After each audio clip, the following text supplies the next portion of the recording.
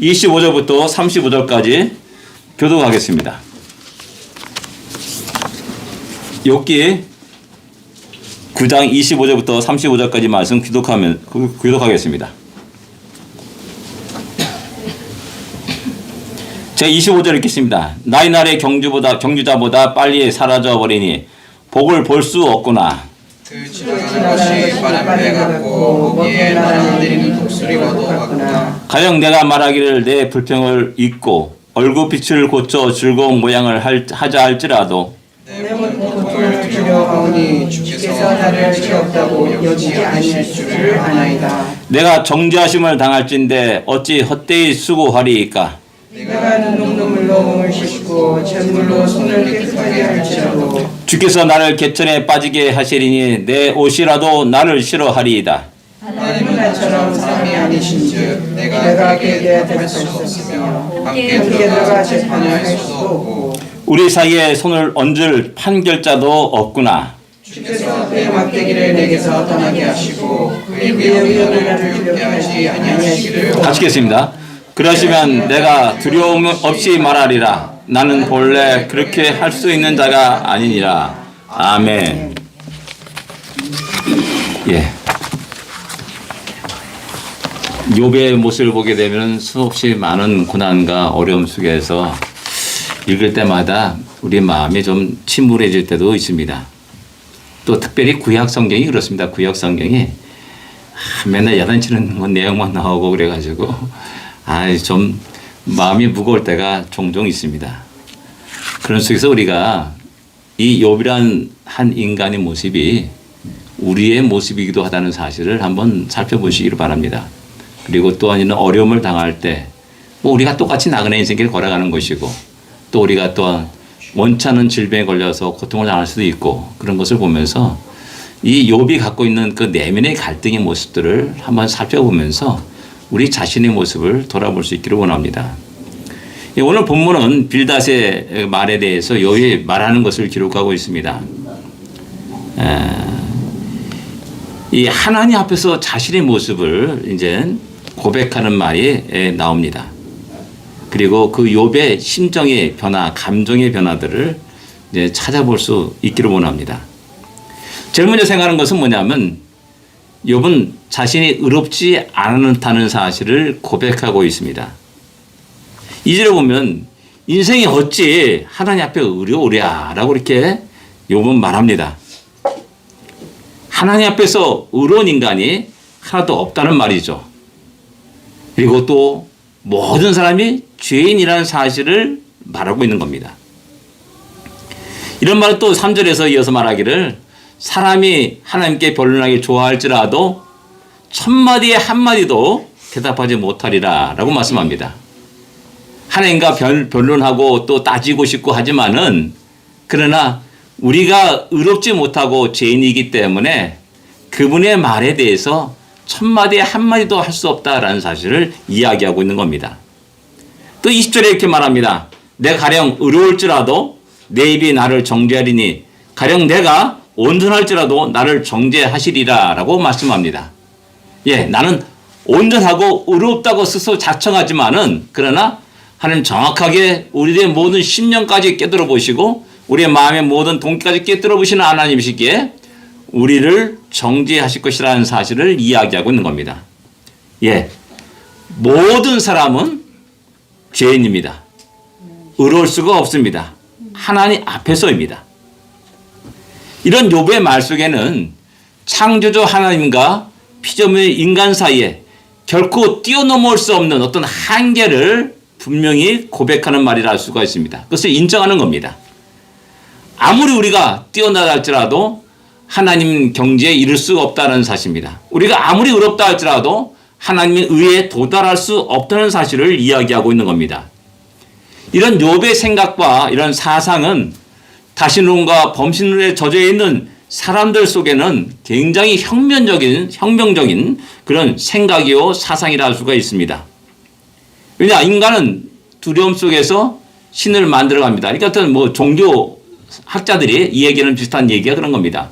천둥번개 치고 바다에 파도가 일어나고 거기에 우리 자신 너무나 두렵고 작은 존재일 수밖에 없습니다. 그러니까 그 어느 누구를 갖다 의지할 수밖에 없다는 겁니다. 그래서 신을 만들어 갑니다. 그리고 이제 그 신에, 내가 만든 신에 굴복하고 다스림을 받는 어리석은 생각을 많이 하고 있습니다.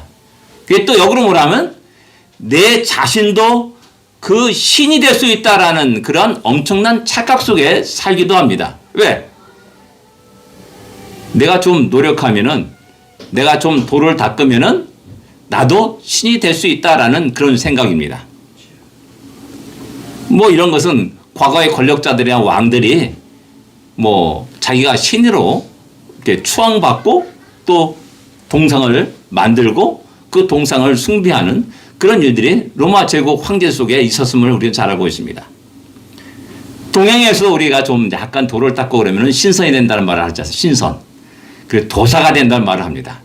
그리고 도수까지 부리기도 하고 그런 또 뭐 옛날 얘기들 많이 이게 우리는 듣고 살아왔습니다. 다 모두가 다 인간의 노력에 의해서 그런 신의 경지에 이를 수 있고 결국 신선이 되거나 또한 신이 될 수 있다는 그런 생각을 가지고 있다는 사실입니다. 이런 생각과 가치관 속에 있는 세상 속에서 욥이 인간의 한계를 분명히 고백하고 인정하고 하는 이것은 놀라운 일이라는 사실입니다.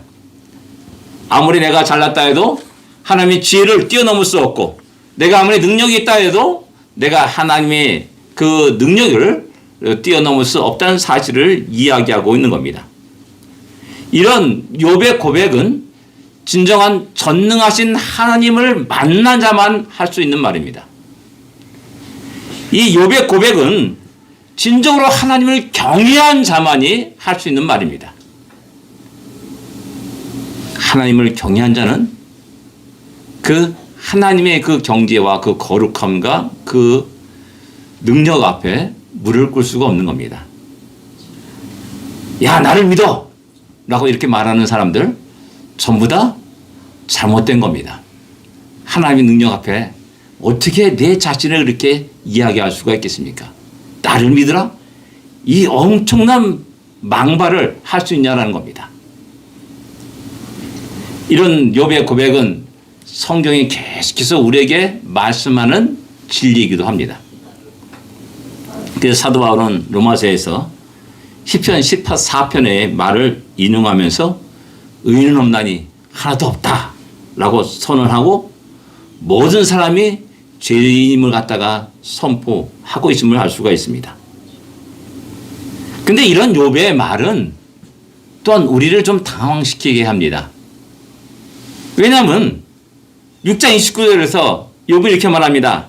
아직도 나의 의가 건재하니 라고 이렇게 말합니다. 아니 그때 그 말은 또 뭐고 지금 나는 의롭지 않다는 말은 또 무슨 말이냐라는 겁니다. 앞의 말은 사람들 앞에서 자신의 당당함을 얘기하는 겁니다. 근데 지금의 이 말은 하나님 앞에서인 자신의 모습을 얘기하는 겁니다. 좀 달라요. 우리는 죄인입니다. 하나님 앞에서 죄인입니다. 의로울 수 없는 그런 자들입니다. 그러나 주님이 나를 사랑하시고 나를 위해서 십자가에 돌아가셨기 때문에 나는 또한 세상 모든 사람들 앞에서 당당할 수가 있습니다. 사탄의 도전과 사탄의 그 속삭임 속에서도 당당할 수가 있습니다. 예, 우리는 죄인입니다. 그러나 우리 주님이 나의 모든 죄를 씻어 주셨습니다. 라는 이 사실 앞에서 당당할 수가 있는 겁니다. 그러니까 6장 29절에는 그런 의미를 갖고 있고 그러나 이제 하나님 앞에 나갑니다. 다시. 하나님 앞에 나가니까 하나님 나 의롭습니다. 라고 말하시는 사람은 하나도 없다는 사실입니다. 왜? 우리는 여전히 그분의 피조물일 수밖에 없고 여전히 연약한 존재일 수밖에 없다는 사실을 고백할 수 안내할 수 없다라는 사실입니다.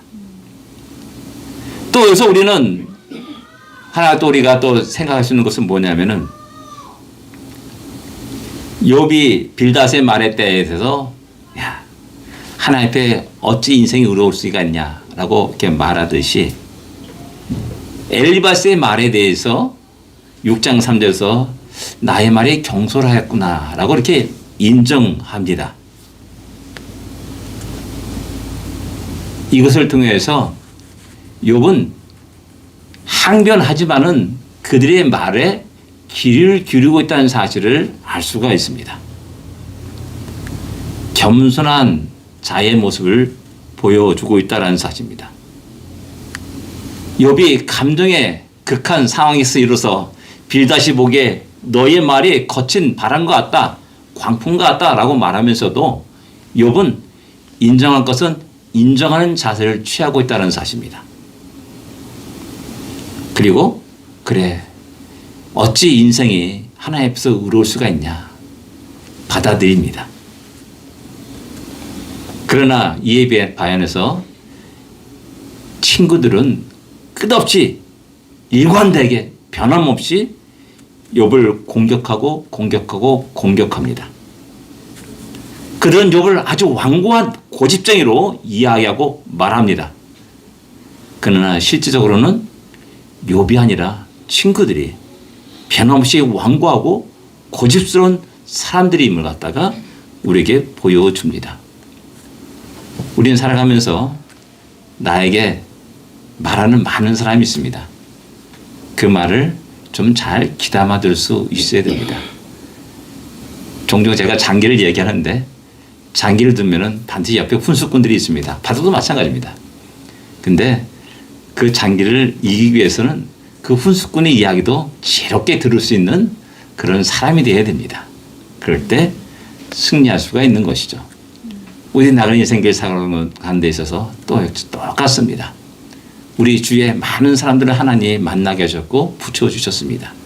그리고 그 사람들이 우리에게 어떤 모습을 보여줄 수도 있고 어떤 말을 할 수도 있습니다. 그럴 때 그 말을 잘 듣고 또 새겨듣고 또 그들의 삶의 모습을 보면서 살아가는 지혜로운 자들이 되어야 됩니다. 두 번째 우리가 생각하는 것은 하나님이 절대 주권에 한가할 수 없는 욥의 모습을 우리에게 보여줍니다. 12절에 보면은 하나님이 빼앗으시면 누가 막을 수 있으며 무엇을 하시나이까 하고 누가 물을 수 있으랴라고 말합니다.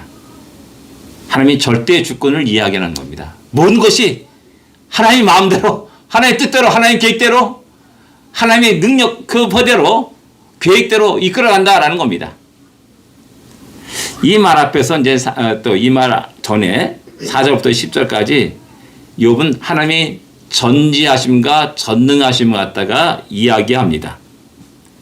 그의 진노로 산을 무너뜨리고 옮기시고 기둥을 흔들어 놓고 해와 달과 별들을 주관하시고 하늘을 홀로 펴시고 바다 물결을 발로 밟으시며 또 이렇게 이런 하나님의 전능하심들을 쭉 얘기합니다. 그리고 10절에 말하기를 측량할 수 없는 큰 일을 셀 수 없는 기이한 일을 행하시느니라 라고 이렇게 말합니다. 절대 주권에 전제되는 것이 무엇이냐면 전지전능하심입니다. 하나님이 능력이 없으면 절대 주권을 행사할 수 없는 겁니다. 능력이 없는데 어떻게 행사할 수 있습니까? 능력이 없는데 내가 그 사람 말을 왜 듣습니까? 반항하죠. 거부하죠. 그리고 내 길로 살아가는 거죠. 근데 그분이 전능하시고 전지하시기 때문에 그분의 말과 행동, 계획들을 거역할 수 없다는 사실을 이야기하고 있는 겁니다. 그런데 중요한 것은 이 절대 주권을 이야기할 때 욥의 마음은 과연 어떠하냐는 겁니다. 좋은 의미에서 하나님의 절대 주권은 세상을 살아가는 성도들에게 큰 위로가 됩니다. 왜? 내가 비록 오늘 현재 어려울 때라도 하나님이 절대 주권 속에서 나를 향한 계획이 있고 나를 통해서 영광을 받으셨다는 사실을 알고 있기 때문에 위로가 됩니다. 그런데 어려운 형편에 떨어지거나 영적으로 상당히 힘들어하는 그 사람들에게는 이 절대 주권이 한번 생각해보면 참 야속할 때도 있습니다. 왜냐하면은 한편으로는 하나님의 절대 주권을 인정합니다. 인정 안 할 수가 없습니다. 그러나 다른 한편에서는 왜 하필이면 나에게 이런 일이 일어났냐는 겁니다. 왜 나를 두고 이렇게 뭐 엎었다 뒤엎었다 막 올렸다 내렸다 까부르냐는 겁니다. 이것을 받아들이기 어렵다는 겁니다. 성경에는 토기장이 예화를 듭니다. 토기장이가 어떤 흙을 가지고 어떤 그릇을 만들지 간에 흙이 한가할 수가 없습니다. 또 집에는 많은 그릇이 있습니다. 그 주인이 어떤 그릇을 어떻게 사용하든지 그릇의 입장에서는 뭐 한가할 수가 없습니다. 근데 문제는 뭐냐면은 모든 그릇들이 좋은 곳에 사용되기를 원하는 겁니다. 모든 그릇들이 이왕이면은 박수 받는 일에 사용되기를 원하는 것이죠. 어떤 그릇이 똥그릇으로 사용되기를 원하겠습니까? 다 그렇기 때문에 갈등이 일어나는 겁니다. 좋은 것에 사용될 때는 너무나 기분 좋고 그냥 하나님 감사합니다 말하지만은 똥그릇으로 사용되면은 왜 나를 이곳에 이렇게 사용합니까? 라고 불평과 원망을 내뱉을 수밖에 없다라는 사실입니다. 욥이 처한 상황이 이와 같은 겁니다. 한편은 절대의 주권을 인정합니다. 근데 왜 나에게 이런 어려움과 고통이 일어나냐라는 것입니다. 하나님이 자신의 모든 재물들을 빼앗아 가십니다. 자식들을 걷어 가십니다. 몸에는 말할 수 없는 가려움증과 고통 속에서 잠을 못 이룬 일이 하루 이틀이 아니었다는 사실입니다. 왜 나에게 이런 일이 일어납니까? 분명히 하나님의 뜻 가운데서 이런 일을 이뤄갔다는 사실을 인정하지 않을 수 없습니다. 그러나 내가 그것을 견디고 일어나는 것을 이겨나가는 것은 너무나 어렵고 힘들다라는 사실입니다. 그래서 10절 18절 이렇게 말합니다. 그가 폭풍으로 나를 치시고 까닭없이 내 상처를 깊게 하시며 나를 숨쉬지 못하게 하시며 괴로움을 내게 채우시는구나 라고 이렇게 말합니다. 그럼에도 이제 19절에 보면은 그럼에도 이게 말합니다. 힘으로 말하면 그가 강하시고 심판으로 말하면 누가 그를 소환하겠느냐라고 말해서 한거울 수 없는 자기 자신의 모습을 이야기합니다. 여기에 이제 인간의 불만이 일어나게 되고 불평이 일어나게 되는 겁니다. 욥도 이제 그 갈등 속에서 우리 신앙생활을 하게 됩니다. 이제 기독교 이제 그 작가 가운데 이제 필립 안시라는 사람을 제가 좀 좋아합니다. 저기도 뒤에도 이제 책장에 그분이 쓴 책이 3권이 있습니다. 근데 그분의 책을 읽을 때마다 내가 느끼는 건 뭐냐면은 그분이 이런 갈등들을 정확하게 꼬집어 딱 드러내가지고 이야기하는 겁니다. 가령 한 예로 이제 예전에 읽었던 책 가운데 하나가 뭐냐면은 어떤 신앙인 아버지가 자기 딸이 살해당했어요. 그 분노를 이기지 못해가지고 자기 차 안에는 늘 흉기를 들고 다니는 겁니다. 언젠가 만날지 모르지만은 그가 만나면 내가 때려 죽이겠다라는 이런 감정을 이야기하는 거예요. 근데 그는 성실히 교회 다니는 사람입니다. 이런 갈등의 속에서 그의 내면의 세계를 적나라하게 이야기하고 그 문제를 풀어가는 그런 스타일이 이제 필립 안시의 책의 스타일입니다. 저기 뒤에도 이제 나에게 하나님이 없다. 상당히 충격적인 그 제목입니다. 그런 우리 안에 믿지만은 그러나 우리의 현실 속에 일어나는 수많은 갈등의 모습들을 이야기하고 있는 거죠. 이 절대 주권을 좀 약간 표현한 영화가 뭐냐면 짐 캐리 주연의 트루먼 쇼라는 영화라고 생각됩니다. 이제 우리 장로님이 살았던 그 플로리다에서 한 시간거리에 있는 시사이드가 그 배경이 된 그 영화입니다. 저는 아직까지 마지막 그 장면을 잊지 못합니다. 그 연출자가 I'm creator라고 얘기합니다. 어떻게 보면 이제 자기 연출자란 말입니다. 단어가. 근데 크리에이터라는 그 말 속에는 난 창조자라. 난 절대 주권을 갖고 있는 사람이다. 난 그런 의미도 갖고 있습니다. 살짝 그 뉘앙스가. 그 얘기를 들으면서 참 찝찝했습니다. 그러면서 그가 그냥 돌아오라 말합니다. 근데 짐 캐리 그 주인공은 그를 뿌리치고 나가죠. 그 세트장을 나갑니다. 이것이 그 마지막 장면인데 그 영화를 보면서 상당히 우리 인간이 그런 하나님이 절대 주권을 인정하지 않고 그것을 좀 탈피하고 싶고 탈출하고 싶은 그런 욕구가 많이 일어나고 있는 것은 아닌가 하는 그런 생각도 한 적이 있습니다. 예, 절대 주권은 우리 모든 신앙인들의 큰 힘이 되고 위로가 되는 말씀입니다. 그러나 실제적으로 우리의 삶 속에 그것이 나에게 일어났을 때 그것도 좋은 일이 아니라 나쁜 일로 나에게 일어났을 때에는 Why me? 라는 그런 질문을 끝없이 던지면서 하나님께 항거하고 또 하나님께 불평과 원망을 쏟아볼 때 있다는 사실입니다. 예, 우리는 연약한 존재이기 때문에 이런 갈등에서 벗어날 수 없습니다. 그러나 우리에게는 주님이 계십니다. 우리 주님은 온전한 순종과 복종을 우리에게 보여주셨습니다. 그분은 아버지 하나님의 뜻에 따라서 십자가를 지셨습니다. 겟세마네 동산에서 우리가 잘 아다시피 내 원대로 하지 마옵시고 아버지 원대로 하옵소서라고 외치면서 기도했습니다. 그냥 평범한 말이 아닙니다. 땀이 핏방울이 되기까지 그렇게 그 문제를 놓고 그렇게 기도하신 겁니다. 그리고 십자가를 지시고 골고다 언덕길을 오셨습니다. 그리고 십자가상에서 사람들의 마지막 최후의 유혹을 합니다. 십자가에서 내려오라. 그럼 내가 너를 믿겠다. 라는 이런 유혹들을 끝없이 사람들이 외쳤습니다.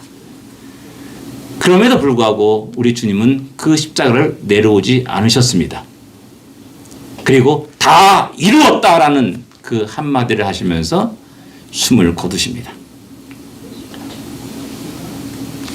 철저히 하나님의 절대 주권 아래서 온전히 순종하고 복종한 우리 주님의 모습입니다. 그러나 우리는 주님이 아닙니다.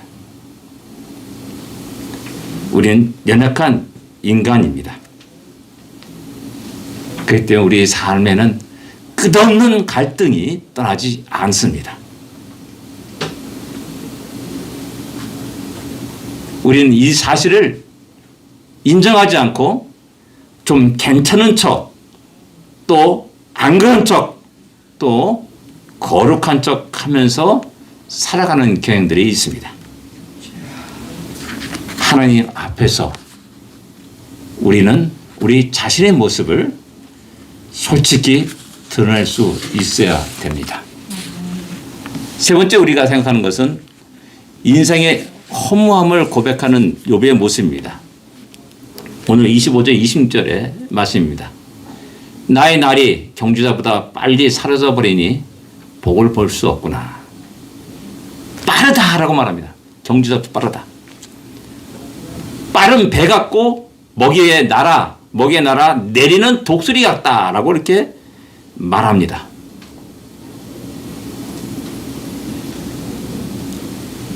우리 인생이 허무하다고 느낄 때가 언제입니까? 우리가 병들었을 때입니다. 이제 가을날 아름다운 모습을 보면서 야, 세월이 빠르구나. 인생이 허무하구나. 라는 사실을 다 고백합니다. 병들었을 때 또 그것을 더욱 실감합니다. 나이가 들면서 더욱더 그것을 느끼게 됩니다. 우리 인생이 길다고 생각하는데 오늘도 벌써 우리가 머리에는 이제 하얀 이제 멸류관이 덮어지게 됩니다. 아이들은 자라서 장가들고 벌써 아이들의 자녀들이 생기게 되고 그렇게 팔팔하게 뛰었던 내 육신은 이제 걷기도 힘들, 앉았다 일어나기도 힘들 그런 지경이 되어버립니다. 그러면서 인생이 참 빠르구나. 인생이 참 험하구나 라는 그런 얘기를 종종 합니다. 성경도 인생을 향하여서 안개 같다라고 말합니다. 안개가 아침에는 온 생을 뒤덮고 꽉 차가지고 앞을 볼 수 없지만은 조금 지나면 해가 뜨면은 언제 그랬냐 하듯이 싹 사라지게 됩니다. 하루살이 같은 인생의 힘을 갖다가 또 발견하게 되고 알게 됩니다. 당시에는 너무 길게 느껴지만 했던 그런 시간들이 너무나 짧은 인생이라는 사실을 새롭게 깨닫게 됩니다. 하나님 앞에 서 있는 우리들의 인생이 그렇습니다. 영원한 시간과 비교하면 진정 찰나 같은 순간에 지나지 않는 것이 우리의 인생이라는 사실입니다. 욥도 그 사실을 고백하고 있습니다. 그런데 이 짧은 인생을 살아가면서 좀 즐겁고 재미있게 기쁘게 감사하게 살아가면 좋겠는데 왜 하나님 나에게 이런 고통을 주십니까? 나에게 왜 이런 죄를 정하시사 정죄하시나이까? 라는 이런 불평과 원망을 쏟아붓는 겁니다. 예. 다시 한번 우리는 우리들의 인생을 돌아볼 수 있어야 됩니다. 하나님 우리에게 이 인생 속에서 짧은 인생 속에 이렇게 많은 일들을 경험하게 하고 많은 어려움들을 경험하게 하십니까? 우리를 하여금 이 짧은 인생을 의지하지 않게 하게 합니다. 우리를 하여금 이 세상을 의지하지 않게 하기 위함입니다. 영원한 세상을 바라보도록 하십니다. 영원한 시간을 소망하도록 하시는 하나님의 뜻과 계획이 있다는 사실을 기억해야 됩니다. 우리는 우리 짧은 인생 속에서 무엇을 가장 소중히 여기면서 살아가고 있냐는 겁니다. 그 짧은 시간들을, 인생을 어디에 들이며 살아가고 있냐는 겁니다. 하나님이 우리 짧은 인생을 통하여서 가장 중요하게 여기시는 것, 바라시는 것이 무엇이겠냐는 겁니다.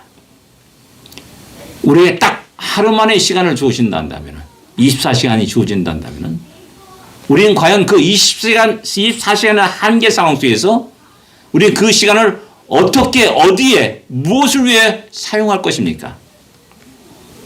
여전히 돈 벌러, 자, 나가자. 라고 말하겠습니까? 끝없이 공부하면서 살아가겠습니까? 끝없이 권력을 추구하면서 살아가겠습니까? 우리에게 24시간은 그 시간이 주어진다면 과연 그 시간을 어떻게 사용하겠냐는 겁니다. 사랑하는 사람을 만나지 않겠습니까? 그 사랑하는 사람과 시간을 보내기를 원하지 않겠습니까? 마찬가지입니다. 우리에게 짧은 인생 속에 가장 중요한 것, 그것은 나를 너무나 사랑한 그분과 함께하는 겁니다. 우리 하나님과 함께하며 그분과 동행하며 그분을 예배하는 것이 나의 인생 속에 가장 중요한 일이라는 사실을 잊어서는 안 되는 겁니다. 아멘. 이 짧은 인생이, 이 사건이 나의 영혼을 결정한다는 겁니다. 여러분, 내가 오늘 하루 열심히 일해가지고 10년을 내 놀고 땡땡땡 놀고 먹고 여행 다니며 살 수 있다면 얼마나 그 열심히 일하지 않겠습니까? 마찬가지입니다. 나의 짧은 인생 속에 주님이 나를 너무 사랑하셔서 나를 찾아와 주시고 나를 만나 주시고 나를 구원해 주셨다는 사실입니다. 이보다 더 큰 사랑이 어디 있습니까? 주님 말합니다. 친구를 위해 자기 생명을 바치는 것보다 이보다 더한 사랑은 없다라고 말씀합니다. 주님이 우리를 친구 삼으시사 나를 위해서 죽으셨습니다. 이보다 더한 사랑이 없습니다. 그렇다면 나의 짧은 생애 속에서 내가 가장 중요하게 여길 건 뭐냐면 그 사랑하는 자와 함께 하는 겁니다. 사랑하는 자와 함께 짧은 24시간, 1년, 10년, 20년을 함께 동행하는 겁니다. 다른 거 할 시간적 여유가 없는 겁니다. 우리의 삶이 그래야 됩니다.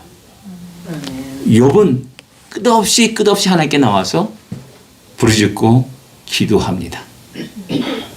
그 문제를 주 안에서 해결하려고 몸부림칩니다. 이것이 다른 사람과 다른 점이라 할 수가 있습니다. 그 다음에 네 번째로 우리가 생각하는 것은 중재자께 호소하는 욥의 모습을 우리에게 보여줍니다. 그럼 다 같이 33절을 여러분 같이 읽겠습니다. 33절입니다. 33절입니다. 우리 사이에 손을 얹을 판결자도 없구나. 여기서 이 판결자라는 단어가 재판자라는 뜻을 가지고 있는 게 아닙니다. 중재자라는 의미를 갖고 있습니다. 그래서 우리 사이에 손을 얹을 판결자가 없구나. 우리 사이에 손을 얹을 중재자가 없구나 라는 사실을 이야기하는 겁니다. 없다. 절망적이죠. 그 속에는 무엇이냐면 역설적으로 그 중재를 간절히 소망하고 바라고 원하는 그런 간절함이 그곳에 담겨 있다는 사실입니다. 자신의 문제를 해결할 중재자, 그것이 바로 그분이 가장 중요하다는 사실을 인식하고 또 인식하고 또 소수합니다. 그래서 34절과 35절, 34절과 35절에 기도를 하는 겁니다. 그 기도의 내용이 뭡니까? 주께서 그의 막대기를 내게서 떠나게 하시고 그의 위험이 나를 두렵게 하지 아니하시기를 원하노라 이렇게 말합니다. 기도하는 겁니다. 하나님의 성경은 이 주께서라는 이 단어가 써만으로 이렇게 번역되어 있습니다. 그러니까 그 중재자가 그의 막대기, 하나님 막대기, 나를 징계하시는 그 하나님 막대기를 좀 떠나게 했으면 좋겠다. 그리고 하나님의 그 큰 위험이 나를 너무나 두렵게 하는데 이제 그렇게 안 하시기를 원한다. 라고 이렇게 기도하고 있다는 사실입니다. 이 간절한 욥의 기도와 간구함이 오늘 우리의 기도가 되어야 되는 겁니다. 주님 말합니다. 지금까지 너희가 내 이름을 구하지 않았으나 구하라. 그럼 내가 시행하리라 라고 말씀합니다. 우리의 중재자인 주님이 우리의 인생 속에 언제나 우리와 함께 하겠다고 말씀합니다. 근데 우리는 그 중재자를 사용하지도 않습니다. 그 이름을 부르지도 않습니다. 그 이름을 의지하지도 않습니다. 그 이름과 함께 동행하지도 않습니다. 그냥 어려울 때 그냥 아이고 죽겠네, 아이고 죽겠나, 그래서 끝나버립니다. 어떻게 하지 하면서 방황하다가 끝나버립니다. 아닙니다. 우리에게는 중재자가 있습니다. 아멘. 우리의 아픔과 고통과 신음소리를 다 들으시는 중재자가 있습니다. 그래서 주님 말합니다. 내 이름을 구하라 라고 말씀합니다. 내 이름을 구하라. 주님의 이름으로 구하고 기도하고 부르짖음으로 말미암아 우리 인생에 일어나는 수많은 어려움과 어두운 일들과 나를 좌절하고 절망시키는 그 모든 일들에서 빨리 벗어날 수가 있는 겁니다. 그렇지 않으면 여전히 우리는 어둠 속에 있게 됩니다. 여전히 신음하면서 탄식하면서 살게 됩니다. 그러나 기도한 자는 하나님의 역사하심을 보게 될 것이고 경험하게 될 겁니다. 그래서 야, 나에게도 이런 고통을 주신 뜻이 있구나라는 사실을 드디어 고백하게 됩니다. 그래서 진정 하나님의 절대 주권을 인정하게 되고 주여 감사합니다 라는 그러한 감사와 찬양을 이야기하게 됩니다. 사랑하는 성도 여러분, 하나님 앞에선 우리의 모습을 돌아보면서 다시 용기를 가지고 힘을 내어서 일어날 수 있기를 원합니다. 아멘. 기도하겠습니다.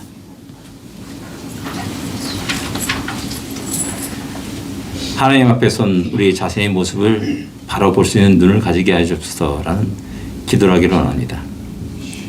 우리의 연약함을 깨닫고 또한 우리를 대신한 온전한 순종과 복종을 행하신 우리 주님의 은혜가 너무 크고 놀랍다는 사실을 또한 깨달아라고 그 은혜를 바로 누릴 수 있게 하여 주시옵소서. 또한 우리 짧은 인생의 가장 가치 있는 곳에 사용되고 드려지기를 위해서 기도하기를 원합니다. 우리의 중재자와 함께 우리의 인생을 살게 하셔서 남은 인생을 살게 하셔서 짧은 그 남은 인생을 우리 중재자인 주님과 함께 살게 하셔서 라는 기도를 하기로 합니다. 기도하겠습니다.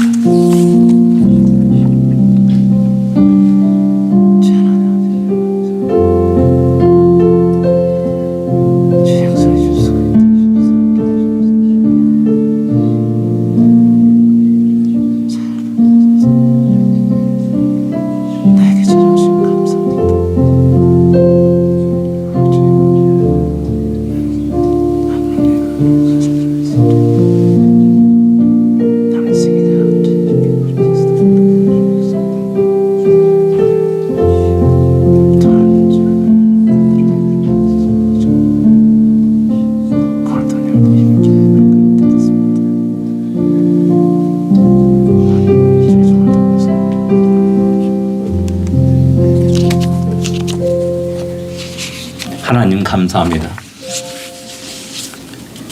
짧은 우리의 인생 속에 찾아와 주시고 우리를 만나 주시고 우리에게 생명의 복음을 전해 주시사 영원한 나를 소망하게 하심을 감사합니다. 어리석게도 하루살이 같은 인생을 살지 않게 하시고 참으로 주님과 함께 영원한 나를 향하여서 오늘도 내일도 믿음의 발걸음을 내딛는 우리 모두가 되게 하여 주옵소서. 아멘. 앞으로 우리의 삶이 얼마나 남았는지는 알 수 없지만은 변함없이 주님과 동행하는 삶을 살게 하시고 아멘. 늘 주님의 그 놀란 인도하심과 역사하심을 경험할 수 있는 우리 모두가 되게 하여 주옵소서. 아멘. 우리의 짧은 인생이 가장 의미가 있게 하여 주옵소서. 아멘. 우리 자녀들에게도 의미가 있게 하여 주시고 아멘. 우리 자자손 후손에게도 의미가 있는 우리의 짧은 인생이 되게 하여 주옵소서. 아멘. 주여. 우리 모두가 다 함께 주의 영광을 찬양하며 하나님 나라를 향하여서 힘찬 믿음의 발걸음을 계속 전진하는 우리 모두가 되게 하여 주옵소서. 아멘. 예수님으로 간절히 기도드립니다. 아멘. 아멘. 다 같이 일어나서 우리 이 몸의 소망 무행과 함께 부르겠습니다.